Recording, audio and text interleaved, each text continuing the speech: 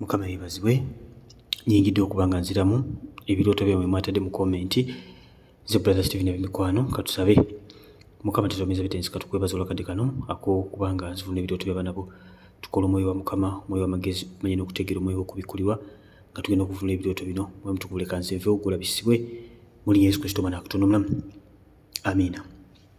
Ntandise naani ono Prosi n'abagamba praise God. Chosen family, what does it mean? Okuloota oluyiira.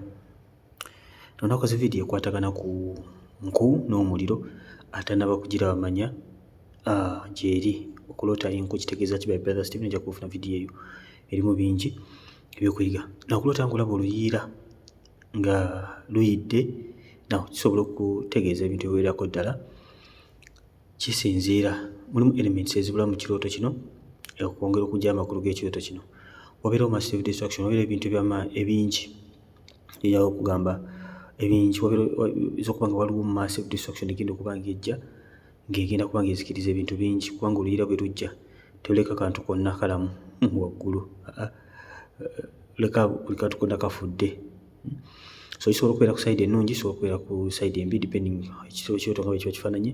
So oluyiira nga Mukama yekkeza buli kintu kyonna ekibadde mu bulamu bwo, kubanga mu luyiira ebiwuka bifa, buli kimu kyonna kifa, misota byonna bijjiramu. So kisinziira ekirooto kino bwe kiba kibadde. Yes, but most of the times Mukama Katonda aba ayeze. Weewaawo kisobola okutambulirako okufiirizibwa, omwoyo gw'okufiirizibwa, naye kisinziira bw'oba okiroose. N'omulala nti yataddeko linnya agambye, hey brother Stephen, okuloota nga amannyo gagerekedde kitegeeza ki?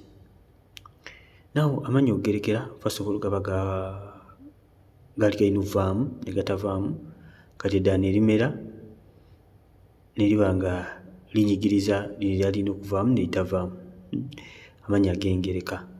So now kino kitegeeza ki? Ekirooto kino kitambulako okwejjusa. Okay, walina okubaako ebintu by'okola mu bulamu tewabikola. Kati omuntu alina engereka era balina okwejjusa kubanga yalina okukulamu erinnyo teyalikulamu, kati eddala limeze. So time gye yalina okuba nga alina kyalina okuba nga akola teyakola, kati obudde bugenze takyasobola kukirivansinga. Mukama waffe omulungi yeebazibwe. Kitwala omutango mutono okukulamu erinnyo okusinga okudiringa n'engereka okugikolekitinga. So guno gubeera mwoyo gwa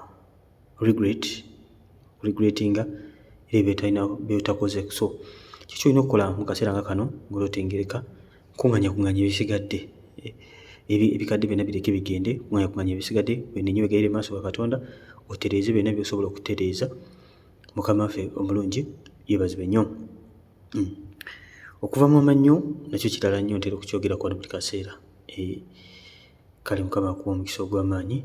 Ebikadde byonna Mukama agenda kukola ekigambo ekijja, teweeraliikirira. Oyinza owulira lino neweeraliikirira, teweeraliikirira kintu kyonna. Mukama agenda kukola ekigambo ekijja eri obulamu bwo, ne Mukama just akulaga the current situation nga bweyimiridde for now.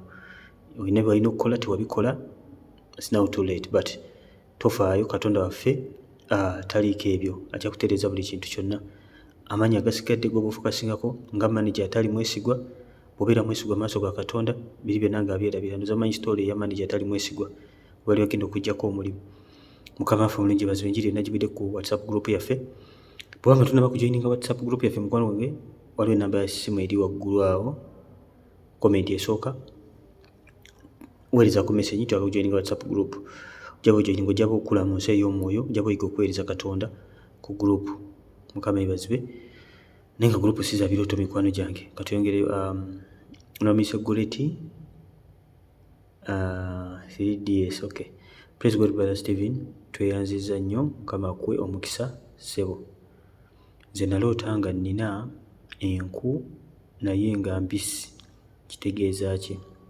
Now okuloota ng'olina enku nga mbisi ndowooza kyavudde ku video gye nakoze ey'enku. Okuloota ng'olina enku nga mbisi, of course enku embisi zokka tezaaka, kugira ngo ozitadde mu nkalu wezaaka, naye oba enku nga mbisi zokka tezaaka. In other words, ojja kwesanga ekyoto kyo era tekitambula bulungi. Mukwano gwange, weetaaga okuba nga osaba Katonda, weetaaga okuba nga oyongeramu amaanyi mukwano gwange, enku zo zikale. Tosobola kukuma muliro na nku mbisi ne gwaka bulungi. okujjako ng'otaddemu enkweki enkalu. Mukama yeebazibwe nnyo. So weetaaga okuimprovinga ku kyoto kyo, weetaaga okuimprovinga ekyoto kyo mukwano, weetaaga okuimprovinga engeri gy'onoonyamu Katonda, weetaaga okuconcentratinga ennyo mu ssaala, weetaaga okuba nga oyongereramu ddala amaanyi.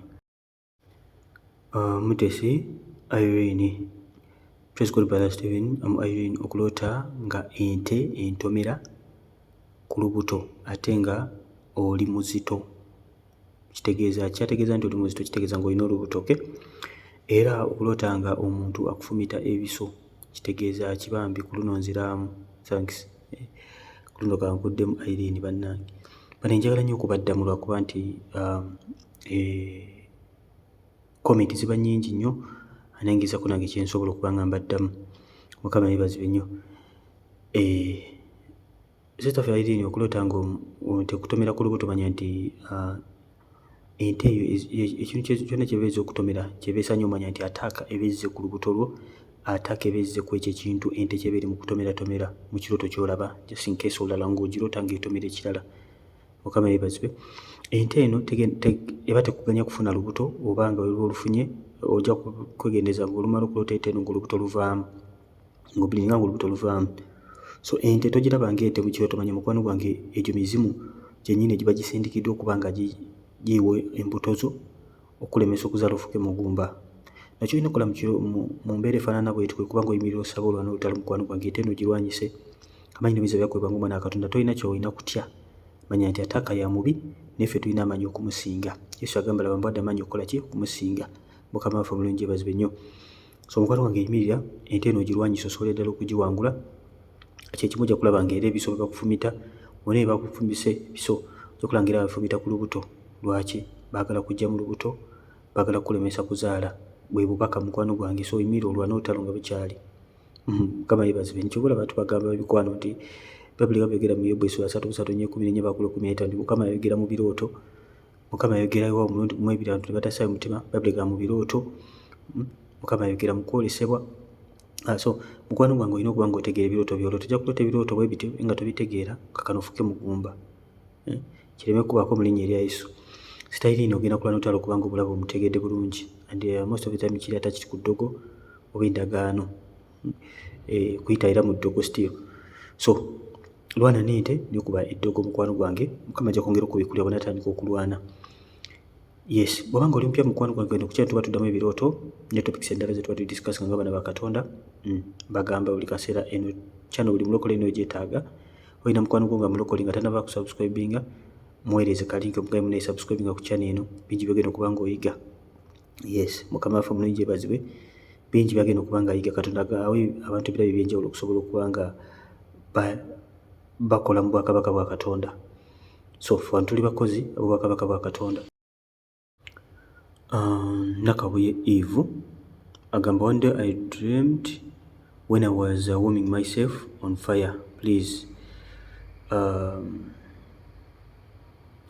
warming myself on fire place, but then I was passing in difficult situations.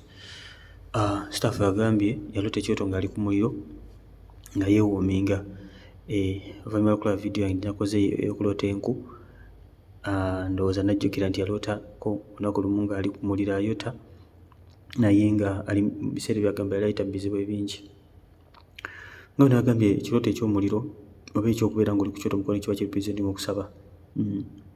Obeera ng'oli mu bizibu, of course engeri yokka ey'okubivuunuka kubeera kola ki? Kusaba, kuyimirira mu kusaba, kubanga ffe amaanyi gaffe tegava walala wonna. Buli omu alina kye yeesiga, naye ffe twesiga Mukama Katonda. Kyonooza nti obaka obwo bwali bwakubanga mukwano gwange oyimirira ku kyoto kyo okikume kyake, obeere nga weekalirira, weekalirire mu nsi eyo obeere nga naawe oyokya, nga so si kubeerawo ng'onnyogoga, obeere ng'oyokya, kubanga omuntu eyeewuuminga ku kyoto abeera akola ki? Aba ayagala abugume, akyamuke. So Mukama yali ayagala obugume, oyimuke ogolokoke osabe osobole okuovakaminga. So hope ebizibu wabivuunuka dda, because gambye during that time. Shanix, Mrs. Shanix agamba, praise God Brother Stephen, bambi nyamba nze naloose nga ngenda kulinnya ennyonyi naye nga ssaawa za flight zituuse nga sinnatuuka ku airport. What does it mean? Thank you. Now bw'onoota ng'ogenda kulinnya ennyonyi ne bagamba entambula esinga zirepresentinga magenda, ekituukawo kyonna kye kiba amakulu g'ekirooto ekyo. Niba ekyokulabirako nti oba oli otovuga bugaali manya nti agamagenda gakubonaabona, otovuga bugaali. So now ssaawa za flight zituuse, kyokka sisita waffe tannaba kweteekateeka. Kyolina okutegeera ng'omwana wa Katonda nti ebiro byo kati ono ebiro byo Mukama amulaga ebiro byo bituuse, nnyonyi erepresentinga magenda, ebiro byo bituuse naye kati gwe toli ready n'akamu. Gwe ng'omwana wa Katonda Mukama alina okupreparinga, olina okkiriza Katonda kupreparinge nga tonnaba kuyingira magenda go, nga tonnaba kuyingira woyingira. Mukama atupreparinga, alina by'atuyisaamu, atuyigiriza through experiences by'osanga soomozebwa na biki n'okuyigirizibwa as in real teaching kati nga bwe ndi mukola wano. Mukama yeebazibwe nnyo. So ebiro bye bituuse naye toli ready n'akamu. So bantu bangi nnyo bayitwako ebiro byabwe olw'okuba nga tebeetegese, tebazimbe capacity mala. Mukama alina kyagala okuba nga akolera naye toli ready n'akamu. Ennyonyi eri ready, ssaawa za flight zituuse, ne gwe teweeteeseteese, oli mu bibyo oba oli mu mboozi oba obaddemu eki, ennyonyi wemuseekera okuleka kitegeeza okugenda kuyitwako. So kireme okukubaako mu linnya lya Yesu, naye weekolemu omulimu, weekuŋŋaanye wonna obadde wesitingira time. Mukama kyeyogera naawe manya mukwano gwe nkitaako okuba ng'ozimba capacity. Praise God, Brother Stephen. Nakaloota emirundi 2 ng'amaaso gafudde ne gaddamu ne galaba. Please, what does it mean? Oloota amaaso gafudde ne gaddamu ne galaba. Now amaaso ago golaba ebiseera ebisinga gaba gafudde, gabeera maaso ga mwoyo, gabeera maaso ga mwoyo. Omulokole olina okubeera ng'olaba mu nsi ey'omwoyo, ng'olaba ebigenda okujja. Bayibuli egamba Omutukuvu bw'alijja alitubuulira byonna n'ebigenda okujja, maaso Omutukuvu abikubikkulira. Kyolaba ebiseera ebisinga tukugamba mukwano gwe nga tonnaba kuyingira kintu kyonna, sooka obuuze ku Mutukuvu kubanga ye amanyi byonna. He is all knowing. So bw'olota ng'oli muzibe otambula, tolaba gy'olaga, manya mukwano gwe amaaso gago me gazibye. Olaba nga gazibye ne gaddamu ne galaba, manya mukwano gwange Mukama Katonda agamba obadde muzibe kati olaba mu nsi ey'omwoyo.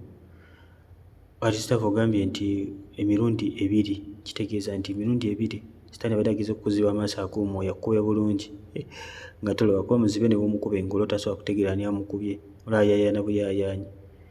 Tolina gy'osobola kulaga ng'oli muzibe, bakukwata bukwasi ku mukono, kitegeeza Sitaani bw'akuziba amaaso asobola okukulembera n'akutwala mu bintu bye ye nga bw'aba yagadde. Mukama Katonda bw'akuzibula amaaso akuleetera okulaba ebyo bwa Katonda, ebyo bituufu. Naye Sitaani bw'akuziba amaaso ebya Katonda oba tokyabiraba, oba olaba bibye ye nga ye. Mukama yeebazibwe nnyo. So kirungi nnyo okubeera ng'oli mulokole ng'olaba mu nsi ey'omwoyo. Era mukwano gwe bw'obanga tolaba mu nsi ey'omwoyo, saba nnyo Mukama akuggula amaaso ag'omwoyo nga sisitaafu ono. Naye sisitaafu ekyokuba nga wakiyota mirundi 2 kitegeeza nti kize kiddiŋŋana. Naye kyolina okukola ng'omwana wa Katonda okusaba Katonda akuzibula amaaso, ate tokkiriza amaaso go okuddamu kuziba. Amaaso gaffe gaziba most of the times nga tulumbiddwa, nga tuli mu bunafu, kubanga bw'obeera mu maanyi Mukama akubikkulira nti omulaba akulumba, nosobola okulwana n'otalo. Naye buli obeera mu bunafu, webaka tosabye, tosoma Bayibuli, towulira kigambo, esaala z'onnafu, omulabe Sitaani bakuziba amaaso. Abaana ba Katonda balina okitegeera nti tuli b'amaanyi nnyo mu bwakabaka bwa Katonda. Amaanyi n'obuyinza Mukama by'atuwadde, amaanyi ge Katonda nga ye gonna agatuwadde okuba nga tugakozesa. Sitaani tayagala kudiringana abantu bafaanana bwe batyo. So akola atya? Ayiiyayo obukodikodi nga bwe yakola ku Adamu. Yali tasobola kudiringana Adamu direct.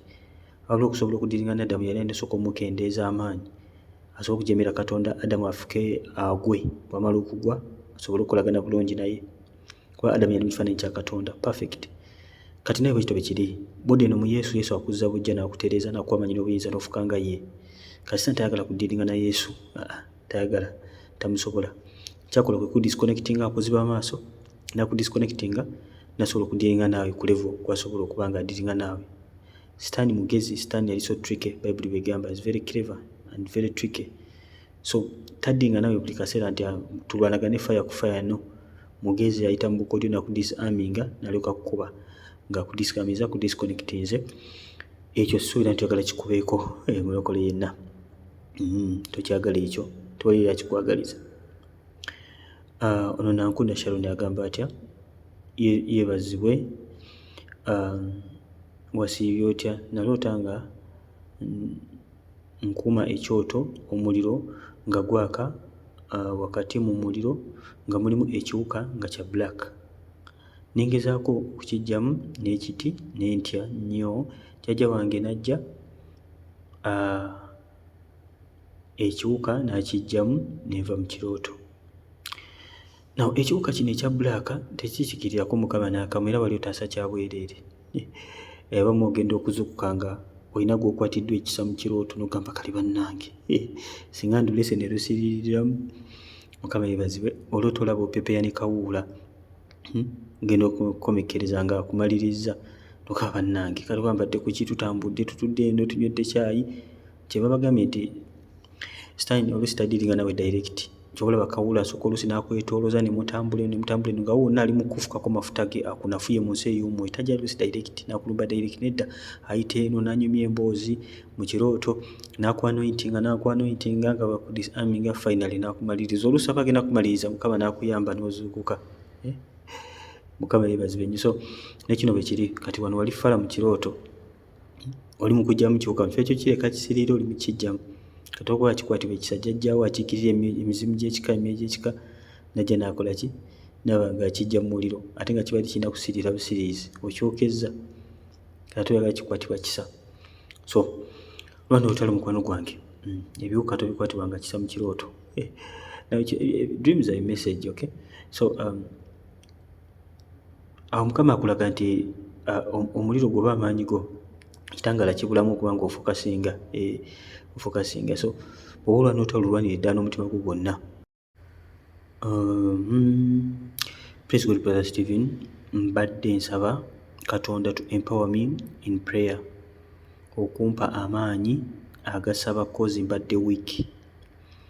Nendoota nga waliwo olugoye lwengula bulawuzi eringa ya maje in me neŋŋamba eno erabika ya $2,000 naye eyabadde atunda n'aŋŋamba mbu ya 34 $3,14,800.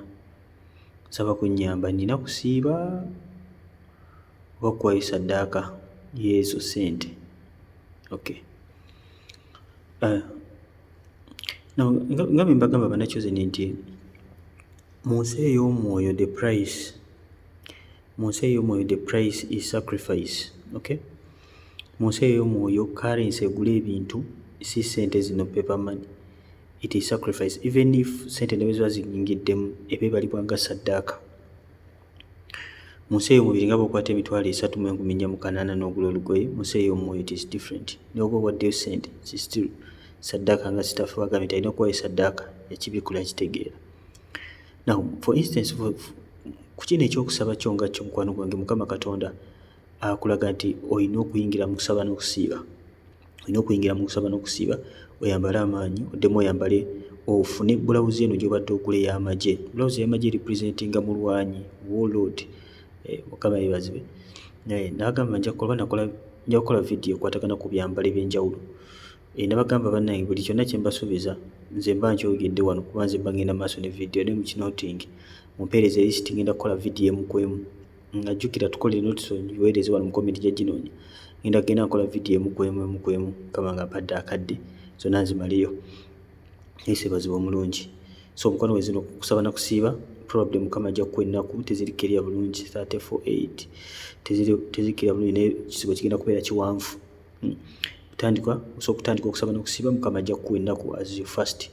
Mukama ajja kukuwa ennaku but it's going to be a long period of fasting. Name a period ogenda kuvaamu ng'oli w'amaanyi nnyo. Kirina okutegeera nga bannakyoze nti ebintu ebimu you have to decide.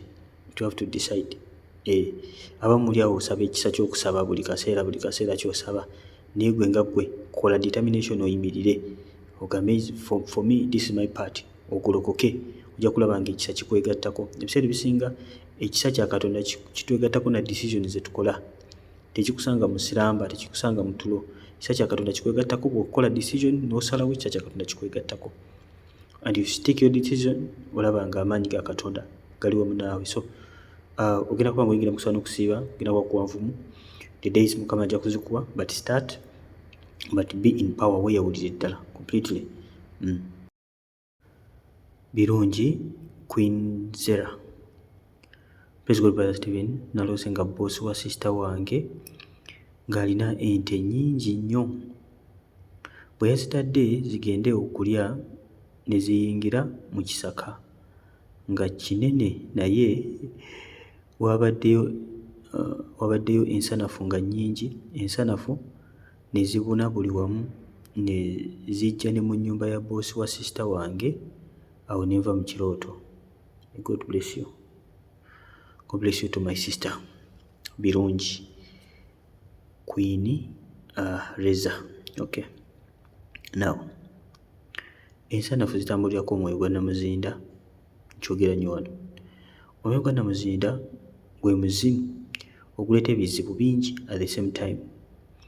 Ebizibu bingi at the same time. Olwo ensanafu zikulumba nnyingi at the same time. Guno muzimu. Nabagambye nti ebirooto tize message okulaga ekiba kigenda maaso. Ente nabagambye si buli nte z'olota nti ziba mbi.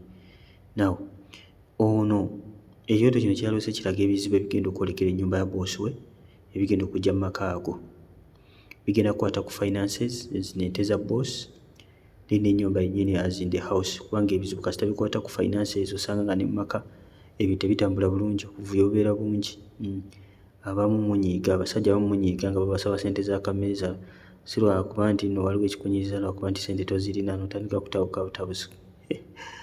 Mukama yeebazibwe bannange. Kakati mukwano gwange nga Mukama bwe yakubikkulidde, nabagamba Mukama tabikkulira bintu kubeeyagalirako. Kwalaga nti Mukama newakubikkulira ebintu in advance osobola okuyimirira olwa n'olutalo. Bayibuli egamba bw'oyingiranga mu kibuga kisabira emirembe kubanga bwe kinabeera n'emirembe nawe ojja kubeera n'emirembe. Boosi wo wabeera n'emirembe nawe ogenda kubeera n'emirembe. Oba talina mirembe ggwe ng'omukozi we naye tolina mirembe kubanga ggwe olinga akayana kafuna ku mata ga mama waako. So kati gwe amata g'ofuna ogajja ku boosi wo. Kitegeeza olina omusabira. Kyova olaba abalokole musaanye okuba nga mukola bizinesi muteekemu abalokole. Oteekamu abalokole bagenda kusabira bizinesi, bagenda kusabira boosi, bajja kuloota ensanafu basabe. Muteeke ba Yusufu mu bizinesi zammwe muleme okuba bantu bansi. Oteeka ba Yusufu bajja kuloota ebirooto basabe. Okakana ng'obawadde obukulu bafuuse bakatikkiro. Ensi yonna yeeyagale, bizinesi yonna yeeyagale. Falaawo yali tamanyi Mukama. Yali talina gw'amanyi naye olw'okuba Yusufu yataasa eggwanga ddamba erya Misiri yali tamanyira Mukama. So bane muteeke ba Yusufu mu bizinesi zammwe mulabe bajja bakubira wala buli kimu kuba tebaagala nabo kintu kigenda kubanga kikosa omulimu gwabwe. Omusaani ono Julian Nakawuki gambiso Brother Steven nyamba onzire mu bambi. Okay. Naloose nga nnoonya ebisumuluzo n'omwana wa boosi wange okuggula seefu wabula ya masannyalaze nga waliwo ebisumuluzo eby'enjawulo naye nga tebiggulawo. Era mu kugezaamu amasannyalaze ne gankuba nga waliwo ne fridge ezigudde ate nga zirimu amasannyalaze. Then I saw the son of my past boss laughing at me. Then I tell this son of the present boss, let us go. We can't find a true key. And I wake up. Mukama kwe omukisa bambi. Now, kyolina okutegeera sitaffe Julian nti ebisumuluzo bino bipresentinga buyinza. Buli obeera mu kirooto ewantu wonna nga tosobola kufuna kisumuluzo manya you don't have access. Toyina buyinza, tonnaba kufuna buyinza. Just because ngamba abaana ba Katonda nti amaanyi n'obuyinza byatuweebwa tekitegeeza nti buli muzimu gwonna gugenda okutuukako kugenda kugugoba gukugondere. Yesu ebazibe. Kobe ng'olina okukkiriza kobe ng'olina ki. Try it. You have to have the keys. Yesu bwe yagenda Magombe yavaayo n'ebisumuluzo bye Magombe n'okufa. Gy'okoma okulinnya level mu nsi ey'omwoyo ng'onoonya Mukama, gy'okoma okufuna keys, gy'okoma okufuna keys ez'accessinga. Mukama waffe mulungi yeebazibwe nnyo. Gy'okoma okufuna ebisumuluzo ebyaccessinga embeera. So mwawadde n'ebisomo bingi naye nga kyemwagala specifically ekisumuluzo temukirina. Ekirooto kino kitegeeza mukwano gwange olina w'oyagala okuyingira naye you don't have the right key. You don't have the right key. anti bw'ogezaako okoperatingira amaanyi gegamu koperatingira mu mafuta gegamu mukwano gwange, you're going to embarrass yourself. Now most of the times oyinza okuba ogenda kukola decision ng'omanye egenda kutwala mu maaso naye nga you don't have what it takes kubanga oyingirawo awo tonaba kwezimba spiritually kubanga oyingirawo awo waliwo bannaggwano sayansi gajja kukubirayo. Tekitegeeza nti you have to kubivaako nedda, tekitegeeza nti biveeko nedda, kitegeeza nti olina okwongeramu amaanyi okuba ng'osaba, okuba ng'onoonya Katonda, osobola okuba nga oluggi olwo lusobola okuba nga lukuggulibwawo, kubanga seefu ekuggulibwawo. Of course seefu ebeeramu ebyomuwendo, seefu ebeeramu ssente. Mukama waffe omulungi yeebazibwe nnyo. So olina oyagala okuyingira naye weetaaga okwereveetinga, weetaaga okwongeramu amaanyi mu nsi ey'omwoyo, weetaaga okupalitinga ku level endala. Otherwise if you don't, embarrassment egenda kujja gy'oli. Kyobulaba omuvubuka mutabani wa boosi omukadde, kitegeeza kudda mabega, kitegeeza kiswalo, akusekerera bagamba tuve wano tugende. So kati nange sikugamba kuvaawo kugenda nedda. Just elevate your spiritual life, weyongeramu amaanyi mu nsi ey'omwoyo eventually nga bw'olina ebisumuzo ebingi ebiggula ewalala wonna ne kino ojja kugifuna, embeera ejja kukugondera eyo mu linnya erya Yesu. Namwanje Jemima agamba atya? Ekyoto kiwanvumu, tugendagenda mpola mpola.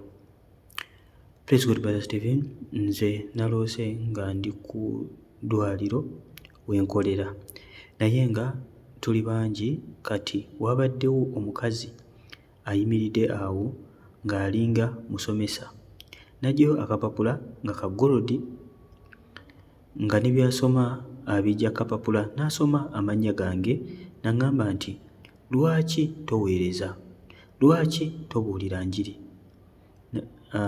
N'aŋŋamba ssaawa 10. Munda ne ntegeera nti nina okuzuukukanga ssaawa 10 okusaba.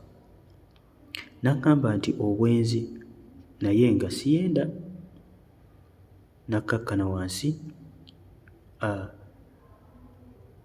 ne mmugamba nti nange mbeera nsaba oba nga nsoma Bayibuli. Ne mbirowooza, n'aŋŋamba nti okay. N'amala n'akampa akapapula, yabadde agenda kumpa ne peeni, naye ne ndaba nga nina omuggo mu ngalo. N'aŋŋamba nti tugende mu break. May God bless you. Okay, mugende mu break, bye bye. Mukama yeebazibwe. Tuza naffe tugende mu break, tujja kukomawo. Anyway, sitaffe Namwanje Jemima, Mukama Katonda ayagala otandika okuweereza. Gamba lwaki toweereza, lwaki tobuulira njiri? Kyoto kiri straight forward. Lwaki toweereza, lwaki tobuulira njiri? Mukama ayagala atandika okubuulira enjiri, ayagala atandike okumuweereza. Mukama waffe omulungi yeebazibwe nnyo. So ssaawa 10 kitegeere nti omutukuvu akimanyi saa 10 olina okubeera ng'oli maaso ge without fail. Olina okubeera ng'osaba buli saa 10 ez'okumakya. Simanyi sikedi bweyimiridde naye olina okubeera maaso ga Katonda. Ate era tekukwata kubanga ajja bakulinze. Nabagamba omukazi omukyala mu kirooto, si buli mukyala, before I mention this, si buli mukyala naye ng'omukyala ebiseera ebisinga abakiikirira omutukuvu ye maama waffe. Yesu atugamba sigenda balekanga bamulekwa, agenda tulekera ani? Maama omwoyo omutukuvu we agenda tuyigiriza byonna. Maama yayigiriza omwana, agenda tuyigiriza byonna, agenda otubulya ebigenda okujja, yagenda otulumiriza omusango. Omulimu gyonna omutukuvu yagikola naye nga akola ng'awulira okuva eri Yesu. Mukama waffe omulungi yeebazibwe. So Mukama ayagala otandika okumuweereza. Mukama ayagala oyimirire bulungi mu kusaba. Buli saa 10 ez'okumakya olina okubeera maaso ga Katonda nga weegayirira ng'osaba. Bagamba nti obwenzi Bayibuli ebogerako mu categories ez'enjawulo.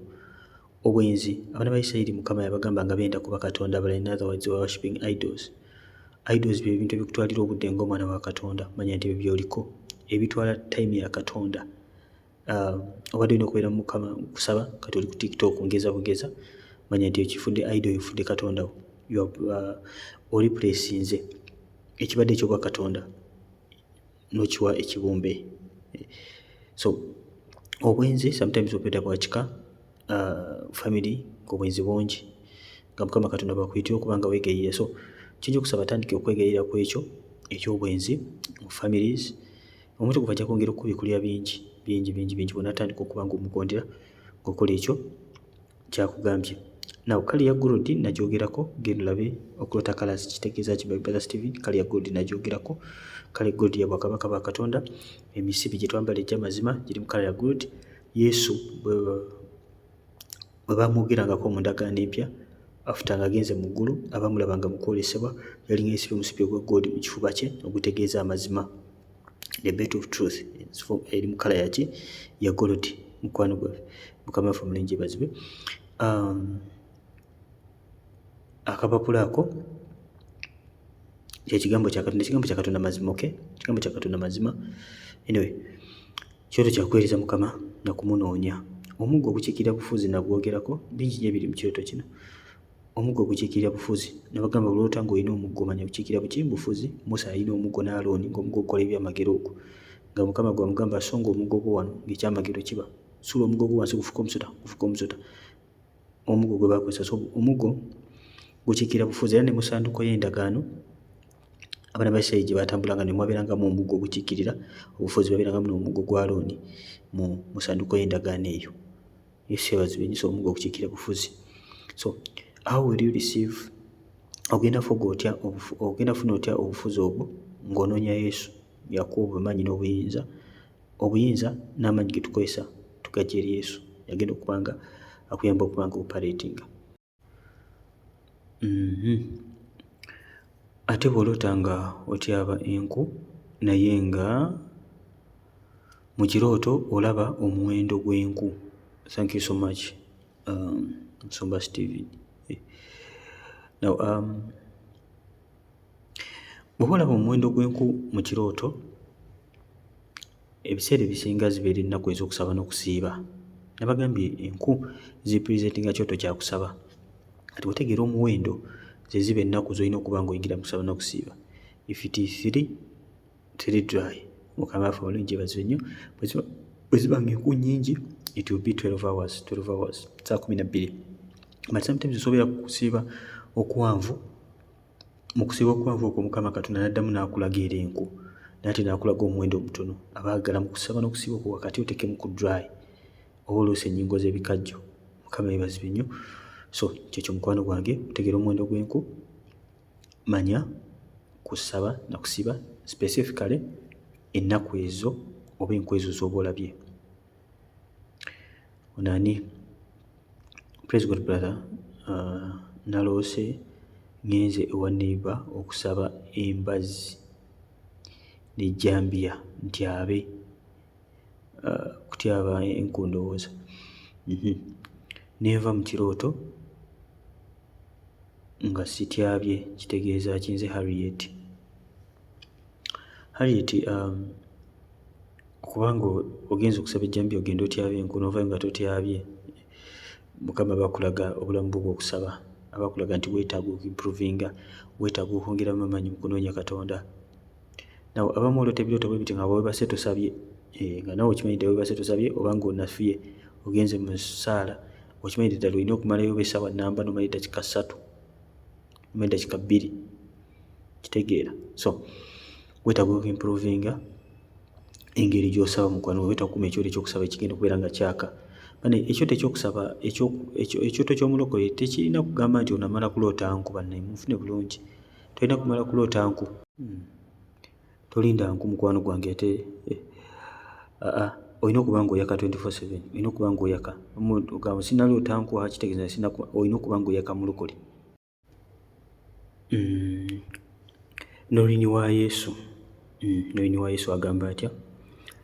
Praise God brother Steven, naloose nga ndi mu kyalo nga ndaba muganda wange yafudde naye nga bamuzinze mu biveera. Neefukamira waali n'entandika okusiba ebiveera naye nabadde sikaaba mu kusooka wabula namaze ne mubuuza naye ddala Peter wafudde? Nagenze okuwulira eddoboozi nga linziramu mbu yes nafudde munnange. Kati ne ntandika okukaaba naye ate nabadde nkonekitinga naye nga tusobola okwogera ate nga mufu. But is not dead, is alive. God bless you. Okay, is alive naye kati is alive naye mufu mu nsi ey'omwoyo. Now ekyoto kino kitegeeza ki? Ebyoto ebibeera bwe kiti musi bitambeera takiti ku mwoyo gw'okufa, spirit of death. Olota ng'omuntu afudde, mukwano gwange kaba kasi akakuba muzimu guno ng'olaba bamuziize biveera bamuziize na mu biveera, obadde omanyi nti yeebuzaabuza agamba nafudde ebyaddala. Byoto biri so funny. Kyewuunyisa obuuza ddala Peter wafudde, n'agamba wafudde. Mali mmanyi awo olina okulabukira omugambi ng'oyogera naye mu kirooto oba okimanyi yafudde. Anyway, kyerooza nti guno gubeera mwoyo gwa kufa gwolina okuba ng'okuba. Nabagamba omwoyo guno ogw'okufa oba ogukuba okukuba nini family yonna ogiwonga muzayi gwa Yesu, kubanga sometimes guli fun and stubborn. Ate n'okubeerako n'omwoyo gwa backfire, kubanga sometimes bw'oba oguza okutta omuntu oyinza obutamutwala ate ne kukozinga ebizibu, omuntu n'atafa naye n'asigaza ebizibu, kugamba ng'okutuka amagulu, kubeerawo nga talina kyagasa, nga gumwonoonedde obulamu. So kubeerako n'omwoyo gwa backfire ate ne family yonna ogiwonga musaayi gwa Yesu kuba guli stubborn, so otwalamu omulala. Family yonna n'ogiwonga musaayi gwa Yesu. Bw'aba tannaba kusabira, bw'aba tannaba kulokoka, omusabira n'alokoka, kubanga bwe tuba tunaba kulokoka era tubeera bafu mu nsi ey'omwoyo. Beera ng'omwegayirira maaso ga Katonda, omaze okuba omuzimu guno, beera ng'omwegayirira aba tannaba kulokoka, beera ng'omwegayirira maaso ga Katonda buli kaseera, Mukama Katonda okuba nga amusindikira bulizibu egiri amukyuse ate amulokole. Bw'aba nga mulokole mugambe muyimirire mwenna musabe. Praise God, Brother Stephen. Ate nze naloose nga ngenze okulabako mukwano gwange mu katale, nensanga toyireeti zaabwe nga mbi nnyo n'ennyumba. Nemugamba nti eno toyireeti mugigendamu mutya, ejjudde buli kiwuka. Nengenda nensala essanja nentandika nenteeka mu toyireeti nembyokya, naye kumye mu kituli ekya toyireeti, naye ne gutandika okukwata waggulu, ate nga toyireeti yabadde si ya bbaati, yabadde ya bisubi. Mukama yeebazibwe nnyo. Sister waffe yagenze mu toyireeti ya bisubi, of course yadde agenze kukyayako mukwano gwe, buza toyireeti eno mugigenda ng'ejjudde ebizibu, ng'ejjudde ebisubi, ng'ejjudde ebiwuka bibadde bingi nnyo nga tosobola nagigendamu. Nagezaako okuyamba, ate bwe yagezaako okuyamba toyireeti teyagyokeza bwotya, nga gwakutte essanja lyonna eriri waggulu. Mukama Katonda. Ekiro kino kitegeeza ki? Ebyoto ebitambulako toyireeti biba byakwegayirira, biba byakwenenya, kasita gy'envolvingiramu omuntu omulala kati guno mukwano gwo. Mukama Katonda aba ayagala oyimirire obe nga wegayirira ku lwa mukwano gw'oyo. Yimirira nga wegayirira ku lwa mukwano gwo and be very careful engeri gy'odiringamu naye, mu ngeri y'okwagala okumuyamba oba okwegayirira. Sometimes oyinza okwagala okuyamba omuntu ate nokanga nga ate embeera yonoonese bwonoonese.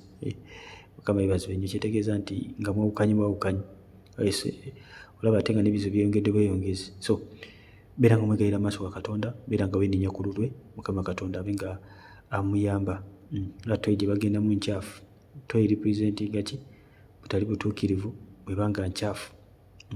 Sometimes osobola okuloota ekyoto ng'olaba toyi yo gikuuse, oba olina okukazi katoyi kakuuse katukudde bulungi nnyo nga mugyamu n'engatto nga muyingira. Mukama yeebazibwe. Katoyi ng'olaba katoyi zonna zitukula bulungi, ekyo ekirooto kiba kiraga nti awo tukudde mu nsi ey'omwoyo. Mukama yeebazibwe. Oba kyonna obukuusa oba za kkanisa.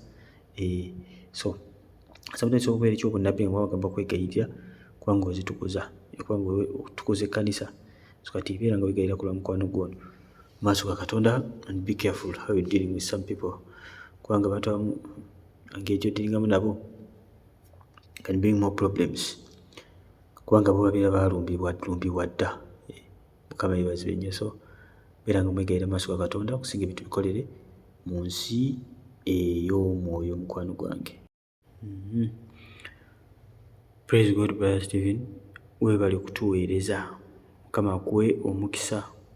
Nyambaako bambi naloose waleti yange nga mu nnyumba mwe nakulira naye nga erabika eruddeyo nnyo, yabadde mabega w'entebe ng'erimu ssente ez'edda ebinusu nga bingi nnyo, n'obupapula obwa shillings 5, si 5,000 wabula 5 as in 5 obwedda nga nnyingi, nenziwa mukulu wange n'omusumba, era nenzirayo nensangayo endala.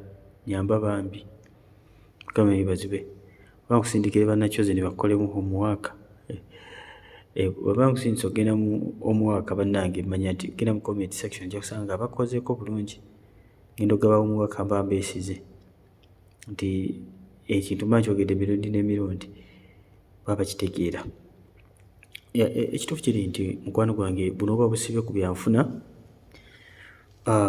probably emyoyo gy'ekika olwota esente zo ziri mu nnyumba ye eri wammwe waleti eruddeyo, manya nti ebyenfuna byo bikwatiddwa okumala ebbanga ddene eri emyoyo egifuga ennyumba ye wammwe. Mukama waffe omulungi yeebazibwe nnyo. Nabitwogera ebintu bino birabikanga ggwe omulokole abatalina maanyi. Nedda, amaanyi n'obuyinza ebyakuweebwa ng'omwana wa Katonda byakuweebwa osobole okuba ng'oyambibwa ku bintu nga bino. Tebyakuweebwa just obeere bubeezaawo. Singa twali tetulumbibwa ng'abaana ba Katonda oba singa tetwabeerako bintu bitutawaanya, tetwandiweddwa maanyi na buyinza. Naye amaanyi n'obuyinza byatuweebwa tusobole okuba nga tuggulira oba okuggalira embeera yonna gye tuteetaaga mu bulamu bwaffe. We wrestle not against flesh and blood but against what? Principalities. Wali abamasaza bafuga, wali abawa.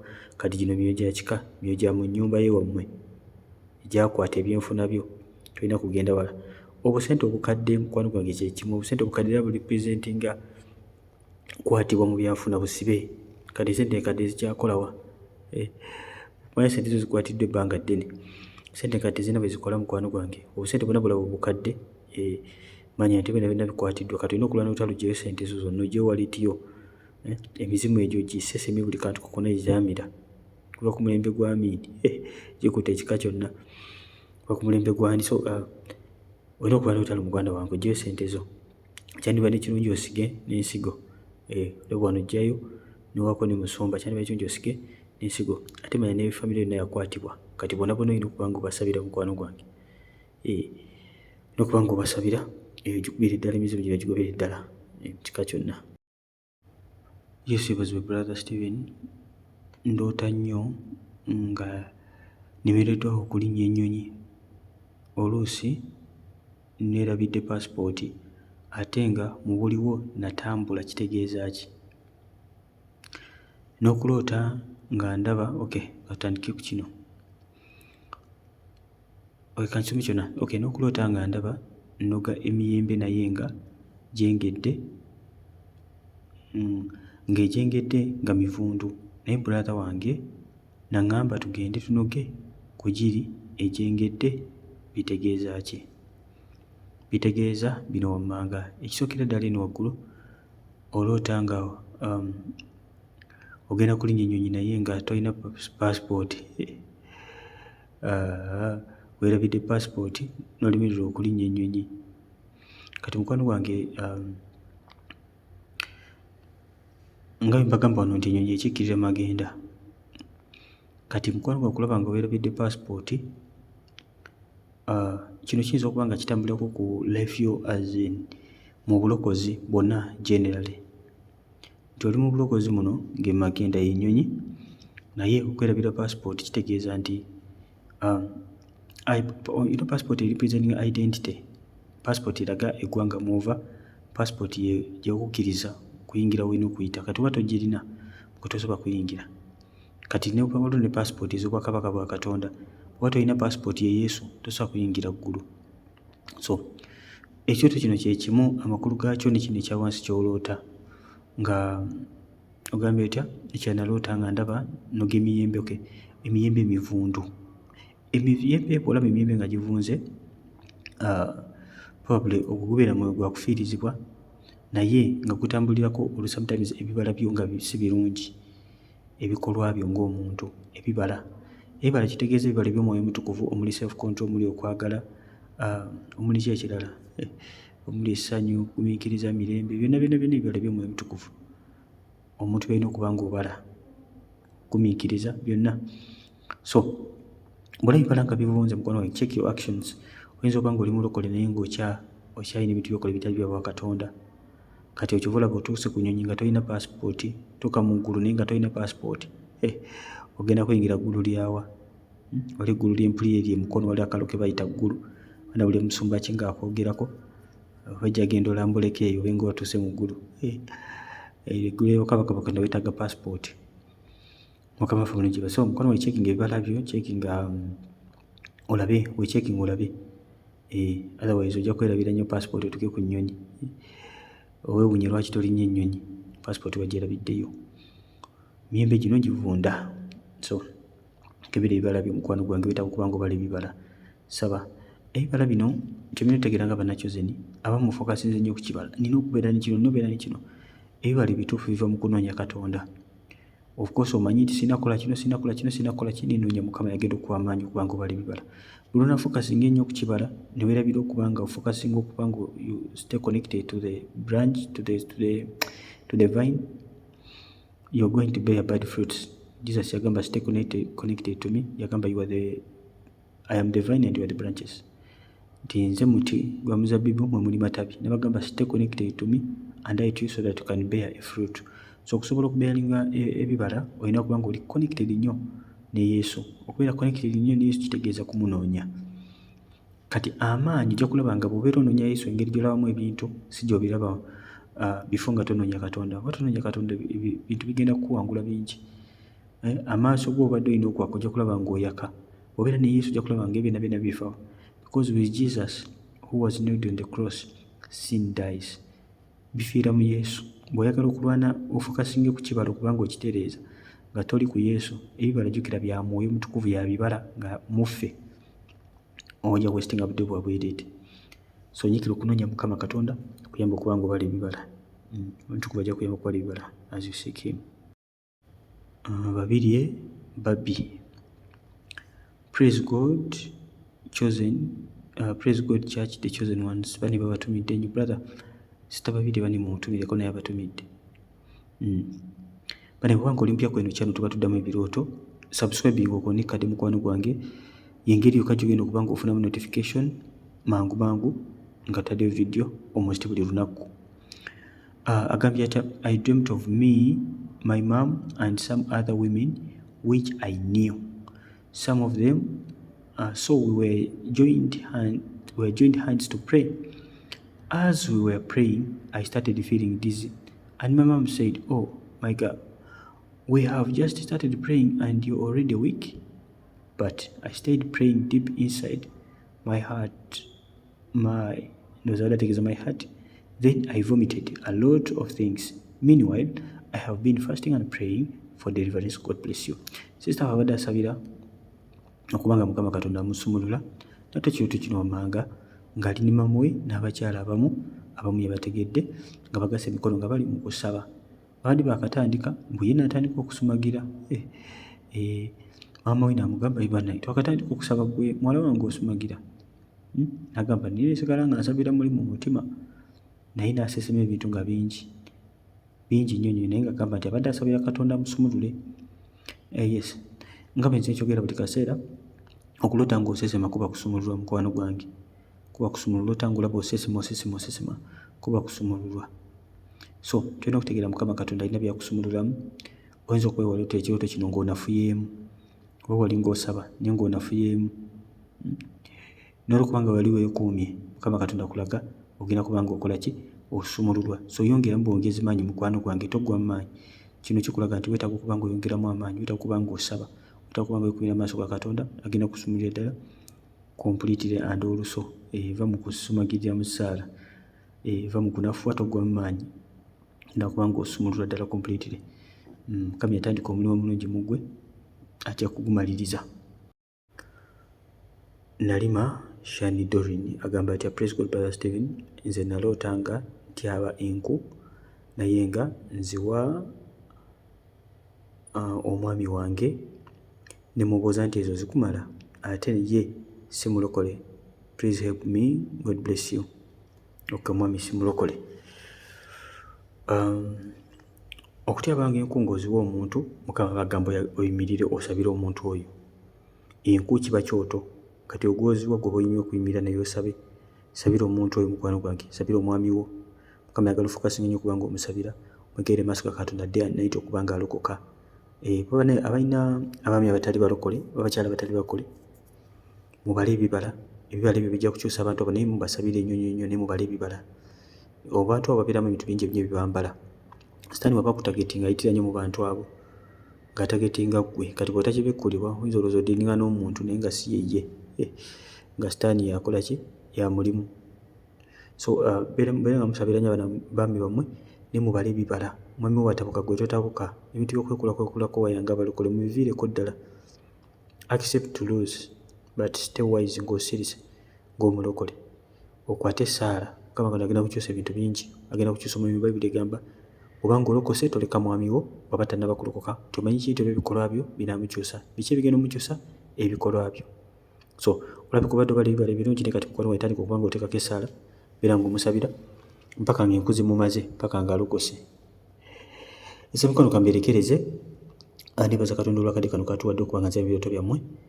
Ngezaako kyonna kye nsobola, sijja balimba nti byangu nnyo ne bamuyomba, naye si byangu nnyo, naye kito kiri nti ngezaako kyonna kye nsobola. Mukama Katonda banjagalire, abansanyusize. Abantu najoininga WhatsApp group, teekawo message ku namba eyo eri awo mu comment esooka, tujja banga tukuweereza link ojoininge. Group si ya birooto by'emikwano, atwigirako ebirala bingi. Tugeko n'okuweereza Mukama, nawe ojja kufuuka muweereza. Mukama yeebazibwe nnyo. Kale bambi, mbeere bulungi, mweraba. Brother Stephen.